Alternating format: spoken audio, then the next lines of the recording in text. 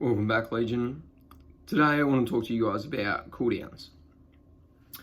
So cooldowns are often a very overlooked part of the performance training program, yet it's still a very important piece of the puzzle.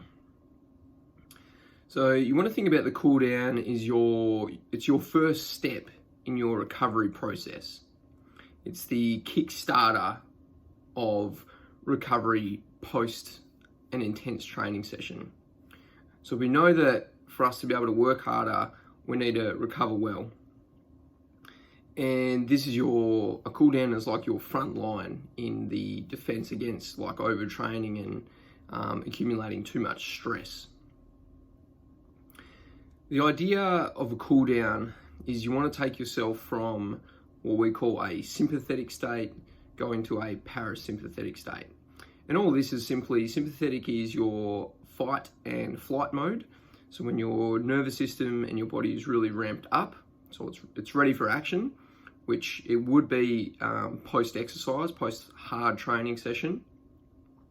And we need to take it to a parasympathetic nervous system, which is rest and digest and being calm and relaxed, reducing the heart rate, not having as much activity going on in the body. Now, for your body to be able to recover from your hard training session, it needs to get into this rest and digest state. It needs to come back down to a quieter level. Cooldown's also a great place to add in some extra work. So if you're really struggling from a mobility or flexibility point of view, your cooldown is the place that you can work on it.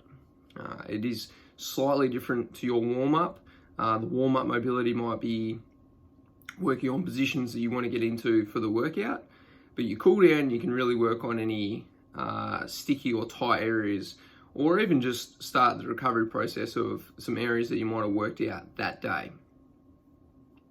So a simple structure that you can follow for your cooldown is to start with foam rolling. And again, you can go quite global with this, working on all the major muscle groups, or you can be quite specific about it. If there's some certain areas that you've worked particularly hard that day, if you've done more of a leg bias workout, then you can focus a little bit more on the legs. And you can even just work on specific tight spots that you might have on a regular basis. Then you can add in some stretching. Now this can come in the form of specific mobility work using bands, and even partner assisted or PNF stretching. You can also throw in some yoga moves if that's what you like to do. The idea here is just to get into some different positions and try and lengthen some of the tissues that might have become a little bit tighter during your workout, or just some tight areas that you might have in general. And then the last thing that we like to add in is breathing. Okay, so your breath can control the tempo of your heart rate. It can control the tempo of your nervous system. So you can actually use your breath to go from a sympathetic to a parasympathetic state. So that really heightened state down to that rest and digest state.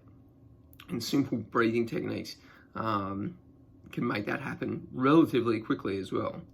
So a simple example of that is box breathing. So where you would inhale for a certain period of time, potentially say that's 3 seconds. You would hold your breath for 3 seconds. Then you would come back down, exhale for 3 seconds, and then hold your breath again for 3 seconds. And you can just repeat this process even for a minute, and you'll notice that your heart rate is significantly dropping. You do it for 2 minutes, it's going to drop right back. Remember, the idea is to kind of go from up here, really heightened state, all the way down into that rest, digest, relaxed state.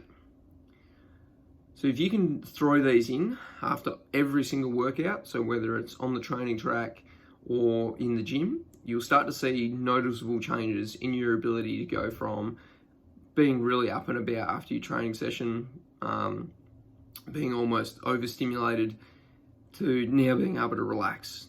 Positives of this: you're kickstarting that recovery process so your body can start to make some changes. Then you can work on your next couple of steps, which will likely be nutrition. And if you're in a more relaxed, calm state, nutrients will absorb a lot better once your heart rate has come down and once you're in that rest and digest stage. Okay guys, thanks for that.